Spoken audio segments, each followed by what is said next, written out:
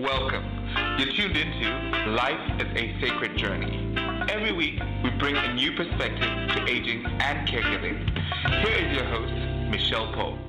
Good morning, good evening, good afternoon. I mixed it up for you.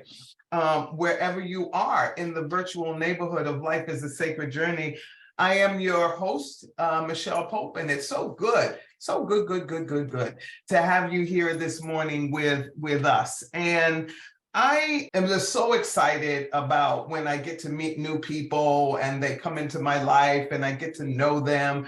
And our person that is joining us this morning, her name is Teri Carlyle. And Teri and I got to know each other just very recently, and that is through our volunteerism with the Alzheimer's Association and the African American Advisory Committee. And you know, I've been telling you all about this Saturday coming up. And if you don't know about it, then you are not following Life is a Sacred Journey the way I think you should be. So Felicia will put in the tagline all about tomorrow. I will be there. Teri's going to be there. Carol and Brent, who you know, is going to be there. We're all going to be there. Okay. So you need to be there. And I know there's going to be some good food. I heard about the food, and you know how I am with my old special diets, my youth stuff, you know how I eat. And I'm really excited about this menu. So don't just come out for the food, come out for the community. You know, we need to come together. You know, I'm always telling you, you can't be sitting back talking about community and what people don't do and what's not happening if you're sitting on your duckus in your house doing nothing.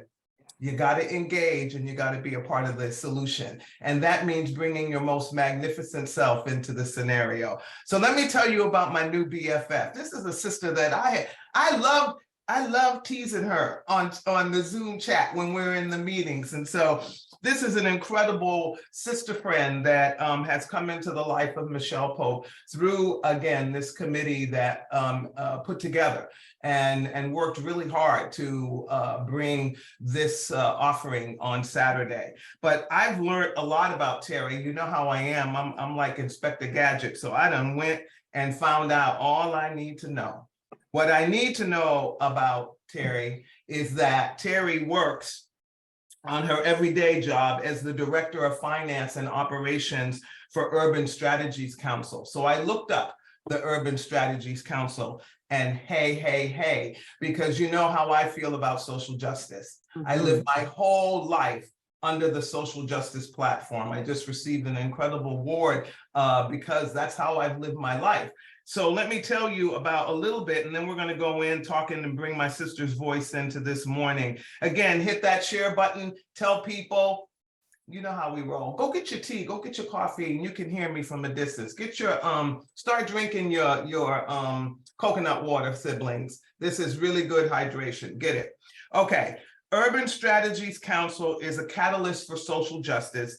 Their mission is to eliminate persistent poverty in the Bay Area by working with partners and people in the community to transform, and you know that's one of my favorite words, transform low-income neighborhoods into vibrant, healthy communities.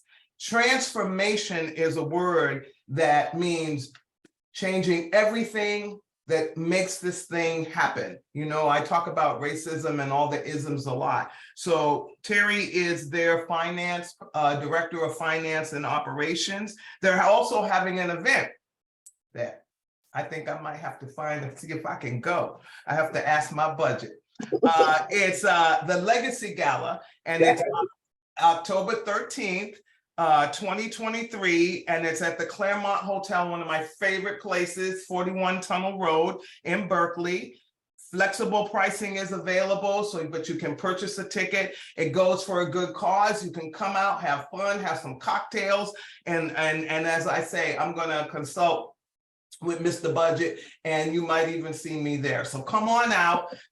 Do something for the community, and I thank you again. So Teri, welcome Life is a sacred journey, and I really appreciate your getting up early in the morning to do this.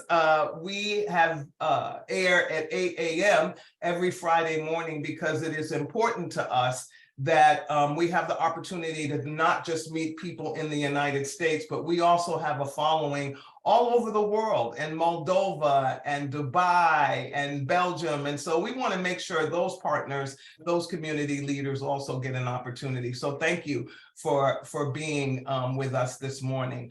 Our topic this morning is the impact of dementia on the Black community. But first of all, can you share with us, are you willing to share with us how you got involved with the Alzheimer's Association and the advisory committee, and a little bit about the advisory committee's purpose? Yes. So good morning, my friend. You know I must love you to get up for 8 o'clock. You know I must love you. So yes, thank you. And since you're on in Dubai, maybe we need to go to Dubai and do this podcast together. Let's go. I've been trying to get to Dubai. Okay, we need to go to Dubai. We got friends there. Okay. So, all right. You see how this is how Life is a Sacred Journey is. You know this if you've been on our platform. We all just talk about our dreams and we turn them into reality. So Teri and I will show up one day on Life is a Sacred Journey and we'll have a background of Dubai. Okay. You receive it, friends? Write in the chat that you receive it. Go ahead, Teri. I love it. So I got involved with the Alzheimer's Association when my grandmother, Mrs. Rachel Ray Daniels, was diagnosed with Alzheimer's. And so I had other family members that had Alzheimer's, but they weren't as close to me, like they were in Southern California. So I wasn't around them as much. But when my grandmother received the diagnosis, well, you know what? My grandmother never even received the diagnosis. We just knew what it was. But I noticed some changes. I also noticed that I was confused about what was going on because I didn't know what Alzheimer's was. And so since I didn't know what Alzheimer's was, I was like, wait a minute. I need to learn about this thing and I need to figure out what can we do? And so I started attending different meetings. And then I heard the statistic that Black women were twice as likely to get the disease. And so at that moment, I was like, okay, do my friends and family know that? Okay, I need to get involved. And so I heard about the Black Alzheimer's Association Advisory Council. Carla Fields reached out to me and was like, Teri, I think this will be a great opportunity for you to volunteer, learn more about the association.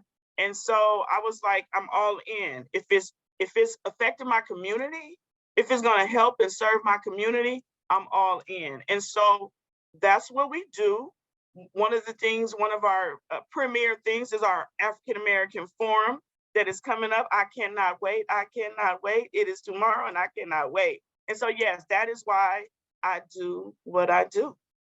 And so you just delivered a statistic to us that women of color, Black and brown women, are double the amount of time or have a higher percentage of being diagnosed, but we also are caregivers, women, and that's across the cultural divide, that women end up being the primary caregivers for grandmothers, grandfathers, people they love, chosen family members, because some of us are neighbors and we take care of auntie down the street, but she's not our biological auntie, but she's our humanity auntie. So we make sure she's okay. So when we are talking about community, when you think about what this event is bringing to the community, what are you thinking and what are you seeing as the MC that we will be departing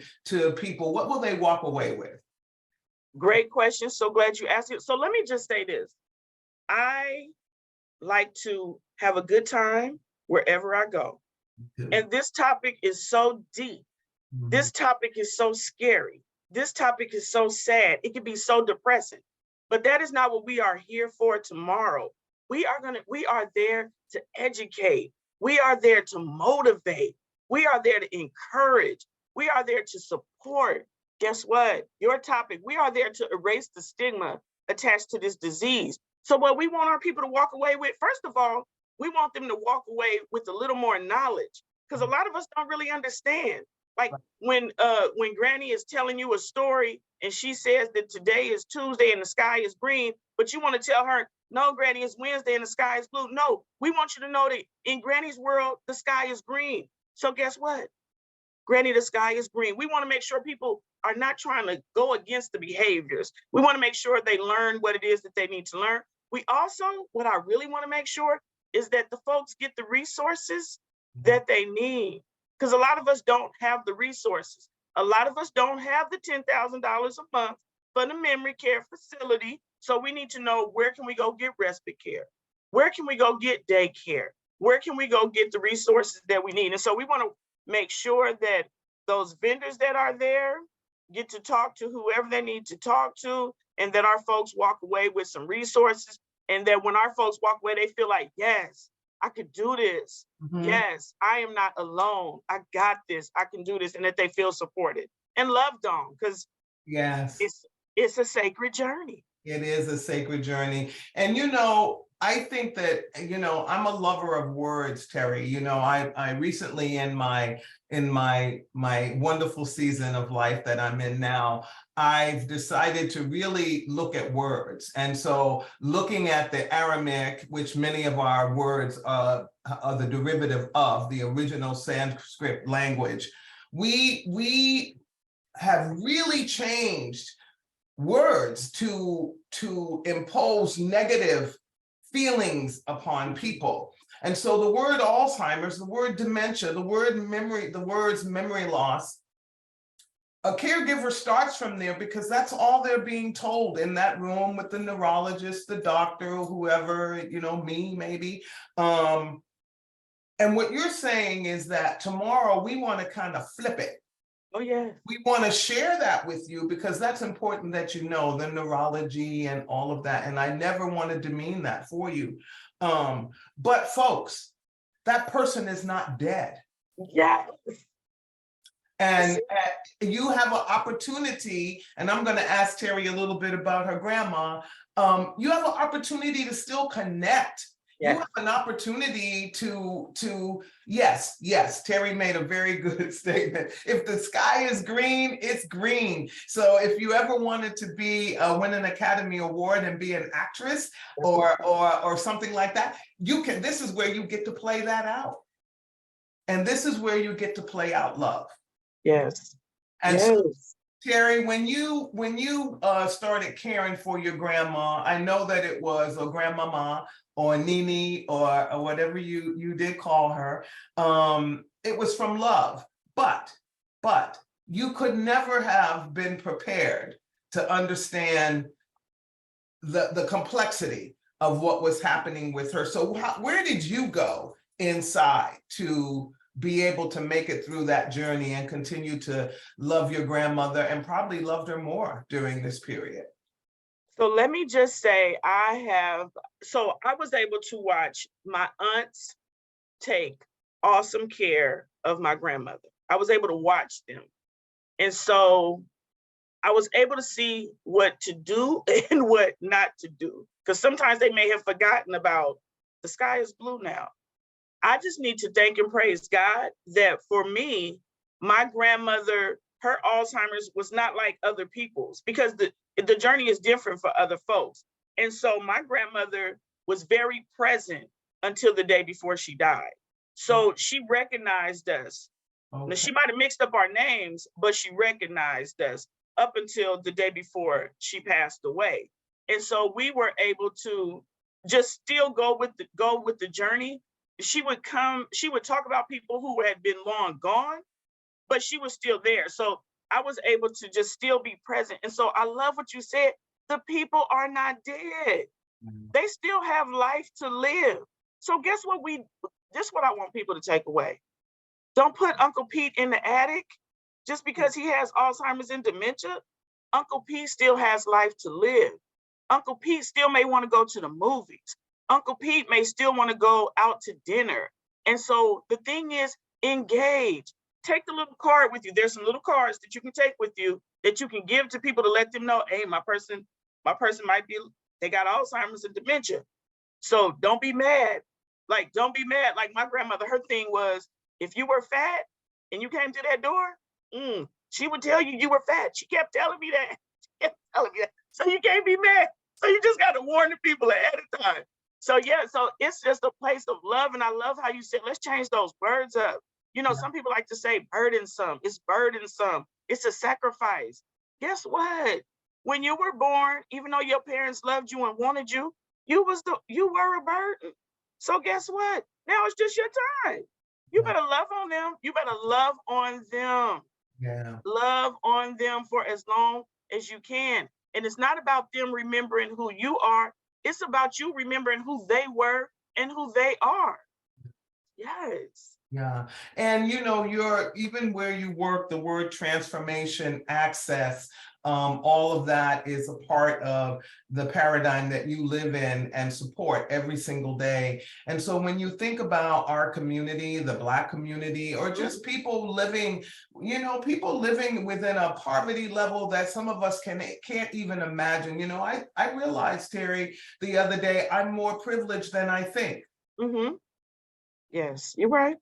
And that word privilege that now we've bantered around and made it a word that is kind of ugly and has some ugly, takes you down some ugly roads, emotional roads. But privilege means you have access to that 10,000, 13,000, 14,000. Somebody told me of a place that's $14,000 a month. You have the ability to even just go look. Right. But somebody who is struggling, and we just said it was women, usually maybe single women taking care of kids, taking care of an elder person, or not even an elder person, but somebody who's living with cognitive decline. They have one income, possibly one and a half if they're working a part-time gig.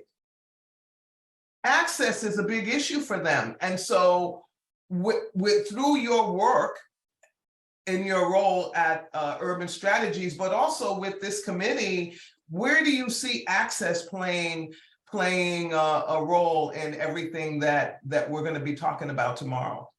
Well, first of all, I want us to know where the access is and how to access the access. And so you're absolutely right. So you're right.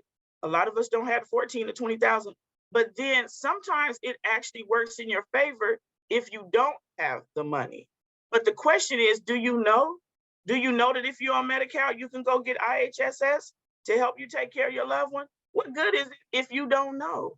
Right. And so that's why we want to make sure that people know how to access IHSS, because I promise you, everybody needs, I don't care if it's only 4 hours a day of help that you can get. We will take it. And so the goal is just to make sure that the folks know how to access what they can access in order to get whatever care and resources that they can get. I'm all about my people getting theirs. Yeah. We didn't get our 40 acres and a mule, so can I at least get the IHSS? I'm just saying, can I at least get the IHSS?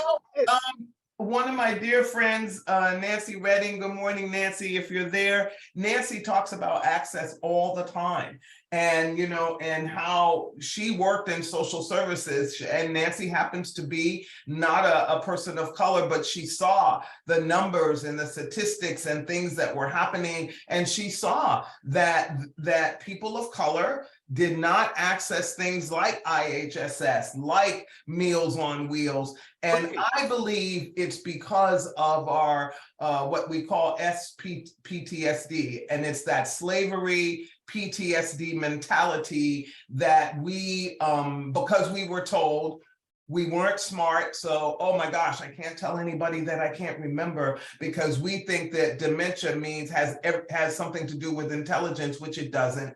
Right. Then we go, oh, but I don't want anybody to think I'm lazy, and I don't want to care for them, because again, our culture was told that we were the laziest things dragging our arms along the road, and so we think we are not able to say, I need 4 hours. So all of that self-care stuff, and we're going to talk, I think I'm delving into that tomorrow a little bit, but it comes from systematic things that have happened that now are here, Mm-hmm. here, and no longer are true. That we that you can access those services, but people stay back and put up this invisible web that bounces them back from doing it because they don't want to appear something. Does that make sense? Am I making sense? No, it makes a whole lot of sense, and it's funny because something that's triggered in my mind. It's even like Black folks have a lot of pride. We do, and we don't want to always ask for help, or we don't always want to go get what's ours. And so, like, sometimes we might do events where we're having giveaways, and every other ethnic group is out there getting theirs. And then I'm like, well, where are we? And I know we need this. I know we need these groceries. So where are we? But like you said, we're ashamed. Yeah. We don't want the free groceries from the food bank, but you're sitting at home hungry. You have to get up. You have to get up. So yes, yeah, this is. Well, my mother used to tell us a closed mouth doesn't get fed. Right. And so at the end of the day, she wasn't always talking about nutritional food. She was talking about everything. Everything. That it takes reaching out, talking to people, overcoming your fear. Because fear really stands for you slam the door yourself. Mm-hmm. Mm-hmm.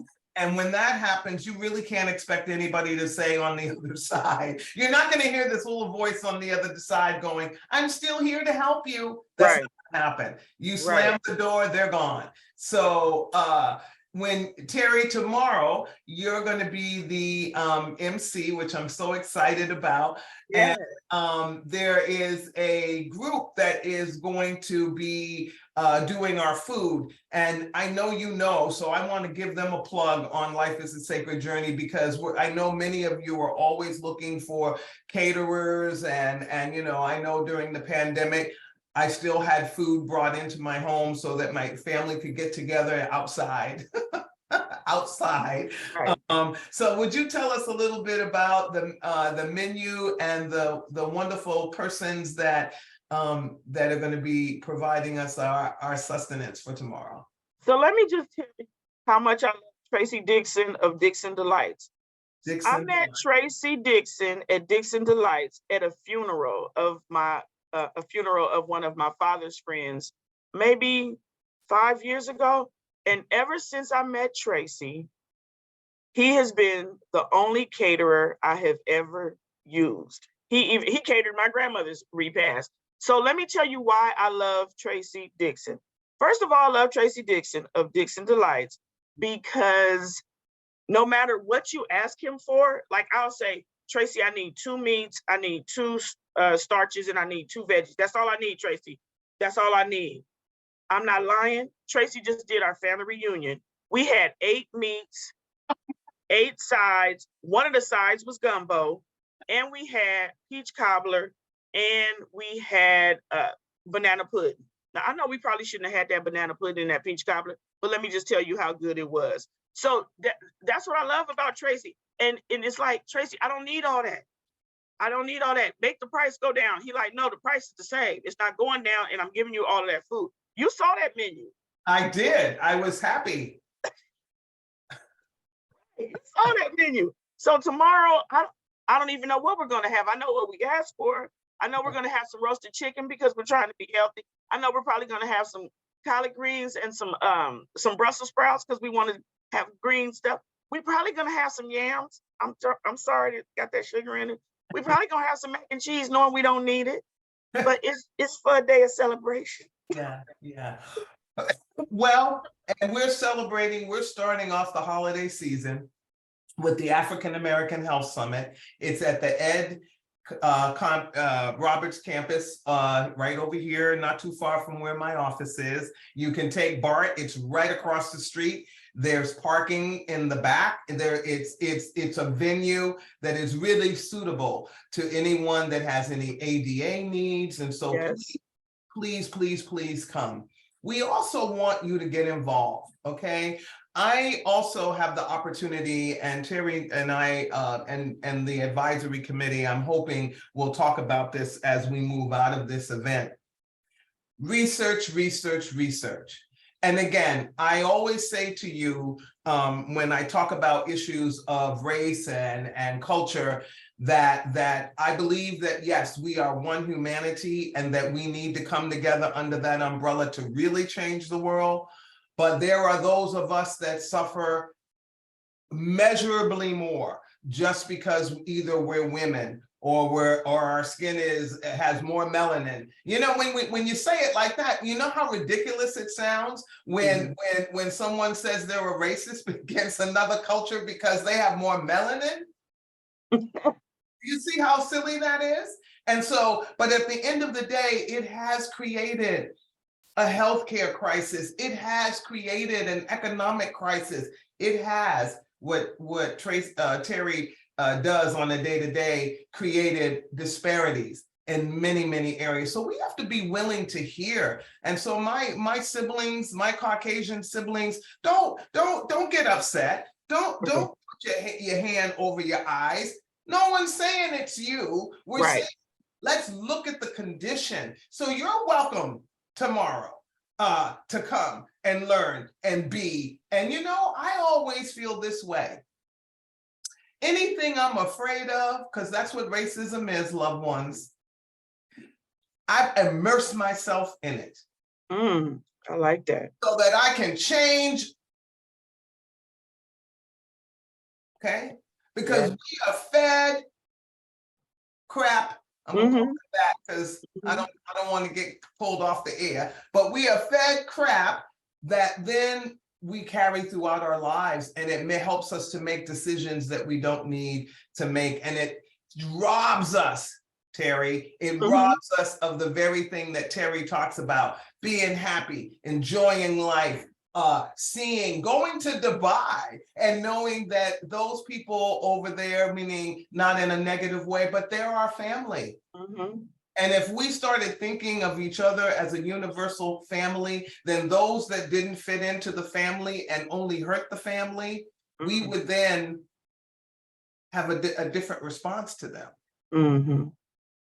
So, Teri, when you think about your work and the fact that this is the 14th annual African American Alzheimer's Forum, how long have you participated in this activity with the Alzheimer's Association?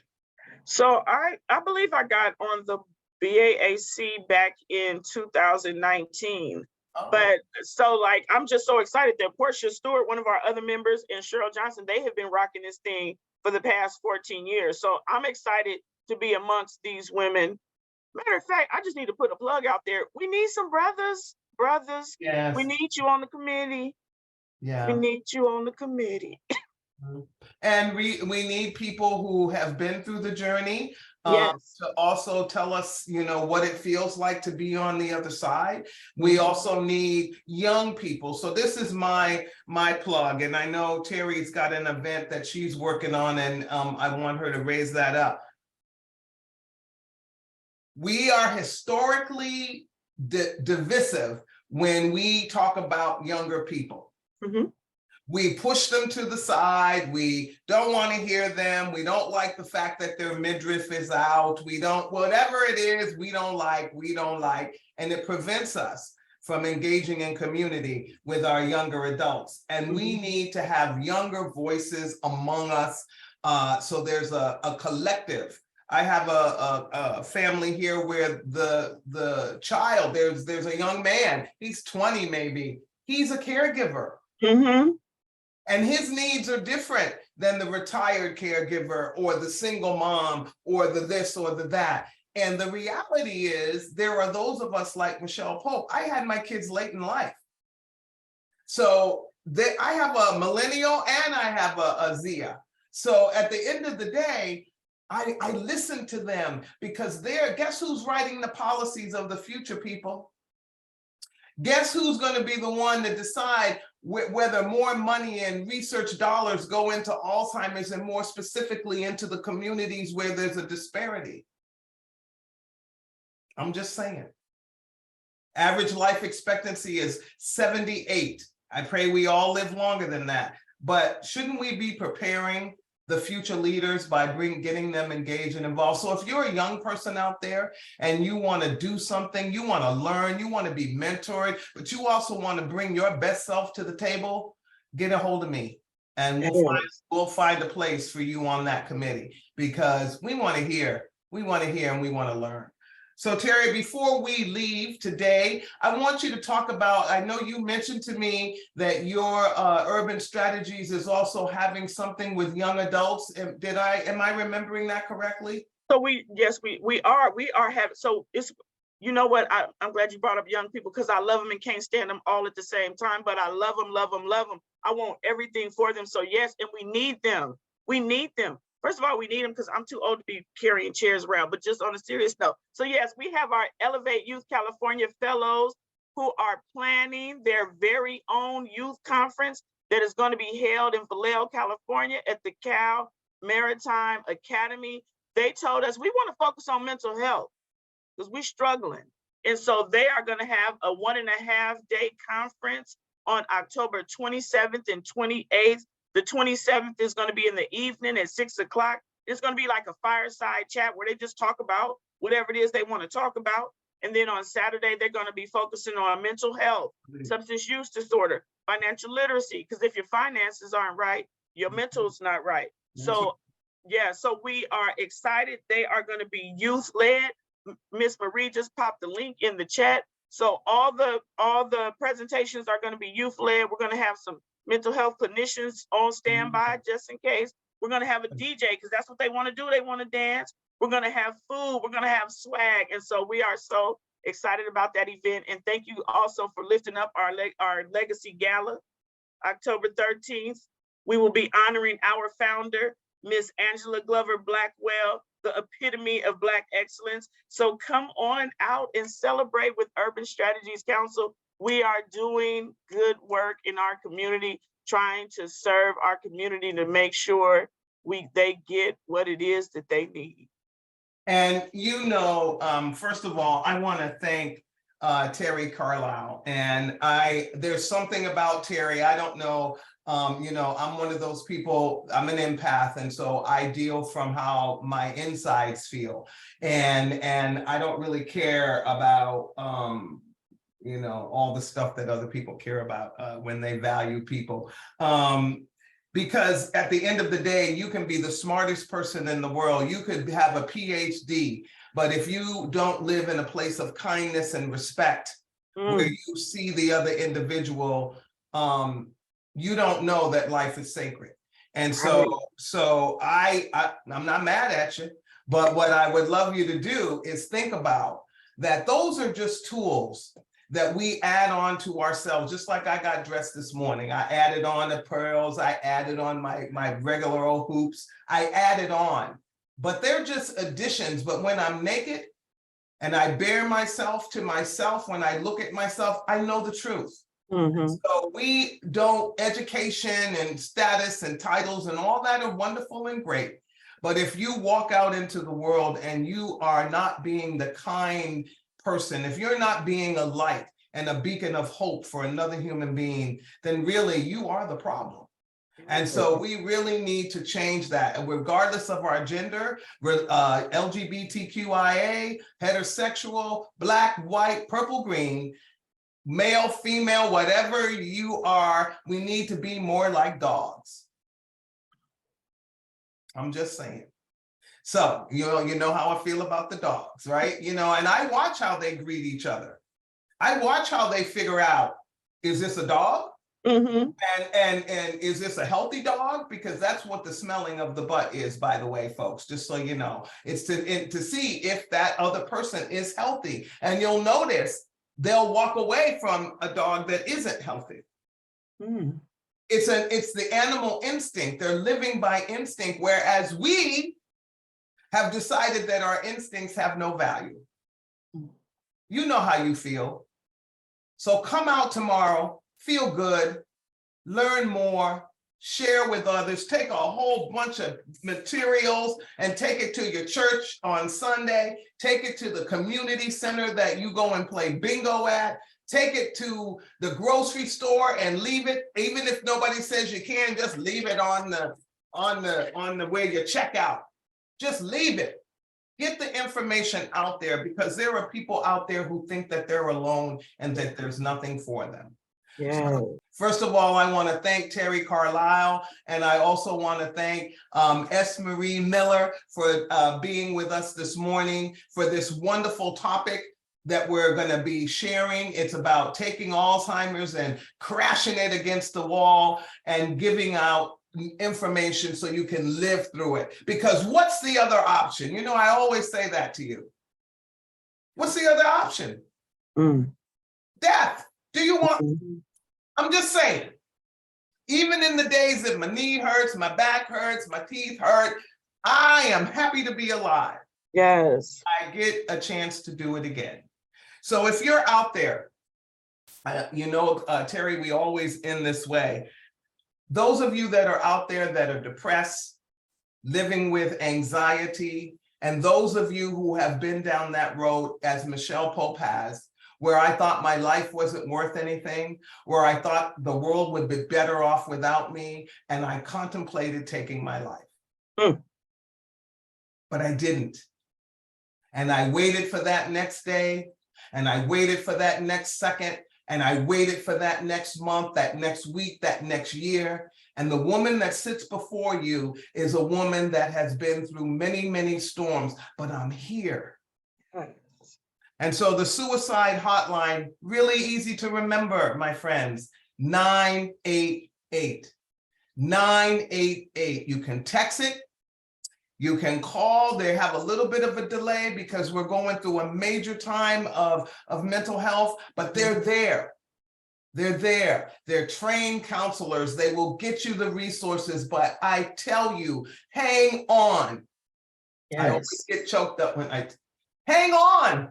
Yes. Because there's going to be somebody that's going to go, and you're going to be all right. And I know right now that's hard to fathom, but you will be. So grab a phone, don't steal it, but grab a phone and dial 988, or ask somebody to call it for you. Or you know what, lock eyes with somebody who you can feel that they get you and say, please help me. Okay? There's somebody out there, I know there is. There's a 1-800 number if you are a youth or a young adult in the state of California. They have a 1-800 support line number that you can call 24/7 to help you with the special issues that you are dealing with as a young person trying to navigate this 21st century. Yeah, it's hard. I'm here to tell you it's hard. But I'm also here to tell you, if you give life a chance, yes, it can be pretty marvelous. It really can. You can meet people like Teri Carlyle. You better hang on. You better hang on. Okay, friends, thank you so much for coming to Life is a Sacred Journey. You are magnificently and wonderfully made. And if nobody else told you that today, I'm telling you. And as my friend Sharon Gregory says, and that's my story and I'm sticking to it. So go out into the world, hug a tree. You know how I feel about trees. Trees will tell you the secret of your life. Pet a cat, and you know how I feel about the dogs. Get a dog, hug a dog, and know that that is humanity at its best.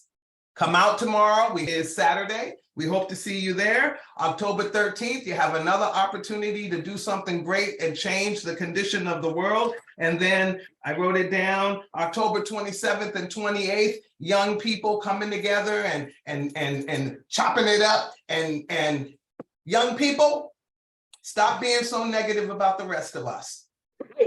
Okay? Come into these learning situations willing to learn. Willing to say, maybe I just don't know. They might be right. Have a great weekend, everybody. Do something good for yourself because you deserve it. Peace out.